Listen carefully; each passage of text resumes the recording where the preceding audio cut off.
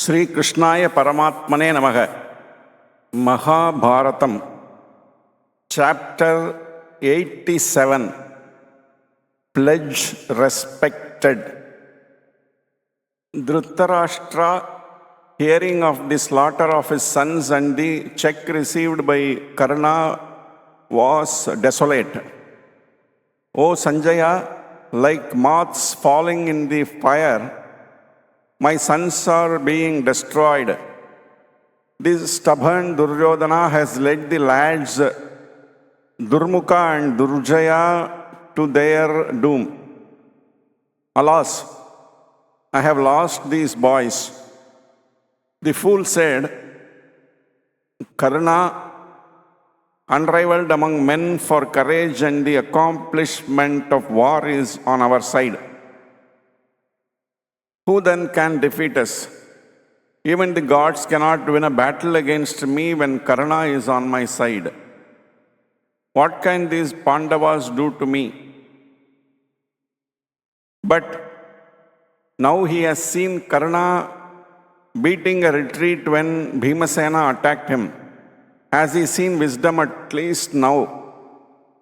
Alas, Sanjaya, my son has earned the undying hatred of the son of Vayu, Bhima, who has the strength of the god of death. We are indeed ruined.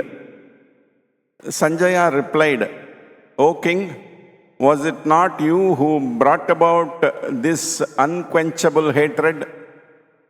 Listening to the words of your foolish and stubborn son, to you indeed must be traced this greater disaster. You are now but reaping the fruit of your discarding the advice of Bhishma and the other elders. Blame yourself, king. Do not blame Karna and the brave warriors who have done their best in battle. After thus admonishing the blind king, Sanjaya proceeded to tell him what happened. 5 sons of Dhritarashtra, Durmarsha, Dushasha, Durmata, Durdara and Jaya, when they saw Karna put to fight by Bhima, at once rushed on the latter. When Karna saw this, he was heartened and turned his back to resume his attack. Bhimasena at first ignored the sons of Dhritarashtra and concentrated on Karna. But they became so violent in their assault that Bhima got incensed and, turning his attentions on them, disposed of all 5 of them. They lay dead on the field with their horses and their charioteers. The young warriors, with their bleeding wounds, presented the appearance of a forest with the trees uprooted by a strong wind and laying flat on the ground with their beautiful red blossoms. When Karna saw another batch of princes slaughtered for his sake, he fought more grimly than ever before. Bhima too was more violent than before, thinking of all the evil that Karna had wrought against the Pandavas. He used his bow so as to disarm Karna completely. His horses and charioteers were also laid low. Karna now jumped down from his chariot and hurled his mace at Bhima. But Bhima warded it off with the shafts from his powerful bow and covered Karna with a shower of arrows and forced him to turn back and walk on foot.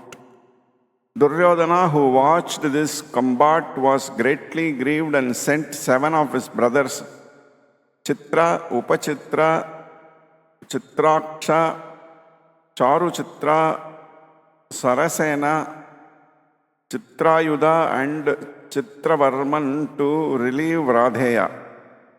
They gave battle to Bhima, displaying great skill and energy, but fell dead one after another.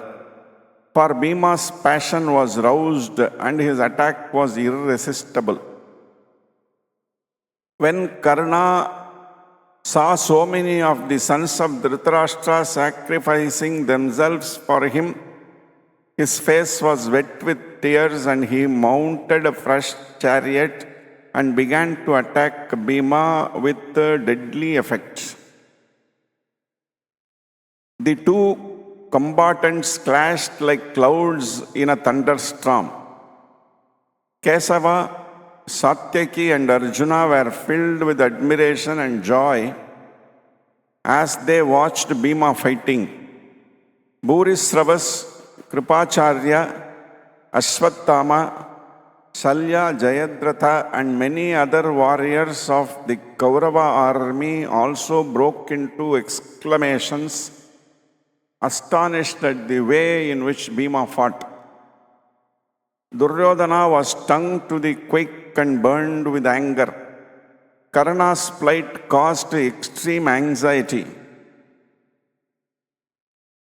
He feared Bhima would kill Radeya that day and sent 7 more of his brothers, directing them to surround Bhima and attack him simultaneously.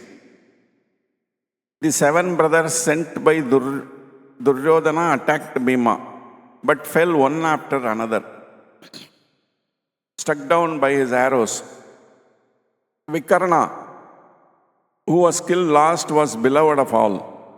When Bhima saw him fall dead after a brave fight, he was deeply moved and exclaimed, "Alas, O Vikarna, you were just and knew what was dharma. You fought in loyal obedience to the call of duty. I had to kill even you. Indeed, this battle is a curse upon us, wherein men like you and the grandsire Bhishma have had to be slaughtered." Seeing Duryodhana's brothers who came to help him slain one after another in this manner, Karna was overwhelmed by anguish. He leant back on his seat in the chariot and closed his eyes, unable to bear the sight. Then, recovering control over his emotions, he hardened his heart and began again his attack on Bhima. Bow after bow was broken off by Bhimasena's shaft, but Karna kept the battle. 18 times he had to take up a fresh bow. Karna had long ago discarded his smile and his face showed savage anger even as Bhima's. They now glared fiercely at each other as they fought. Yudhishthira now heard Bhima's roar rise above the tumult of the battle, and heartened by it, he fought Drona with increased vigor. In the renewed and fierce battle between Bhima and Karna, Bhima lost his horses and charioteer. Soon his chariot was also smashed to pieces. Then Bhima hurled his spear at Karna, who was in his chariot, and Karna parried it with his shaft. Bhima advanced with sword and shield, but Karna broke the shield at once with his shafts. Then Bhima whirled his sword and hurled it, and it cut Karna's bow into 2 and fell on the ground. But Karna took up yet another bow and assailed Bhima with arrows more fiercely than before. Bhima, in a fit of uncontrollable rage, sprang upon Karna. Radeya took cover behind his flagstaff and escaped destruction. Thereupon Bhima jumped out of Karna's car down into the field of battle, where, deprived of all arms, he used the elephants lying dead on the ground to protect himself from Karna's arrows and continued the fight. He picked up anything he could lay hands upon: wheels of broken chariots, the limbs of horses, and the elephants that were lying about, and hurling them at Karna, kept him engaged without interval. But this could not long continue, and Bhima was soon at a great disadvantage. Karna said exultingly, "Foolish glutton, you do not know the signs of war. Why do you engage yourself in battle here? Go to the jungle and fill yourself with fruits and roots and grow fat. You are a savage not fit for Kshatriya battle. Get away." Hurling insulting taunts at him, he made the helpless Bhima burn with rage, but mindful of his word to Kunti, refrained from killing him. There Arjuna, "See how poor Bhima is being harassed by Karna," said Krishna. Dhananjaya's eyes burned red with wrath when he saw the plight of his valiant brother. He bent his Gandiva bow and discharged his arrows on Karna, who then gladly turned his attentions from Bhima to Arjuna. He had pledged his word to Kunti not to kill more than one of the Pandavas, and he reserved that option for the great Arjuna. This completes the chapter 87. Om Namo Bhagavate Vasudevaya.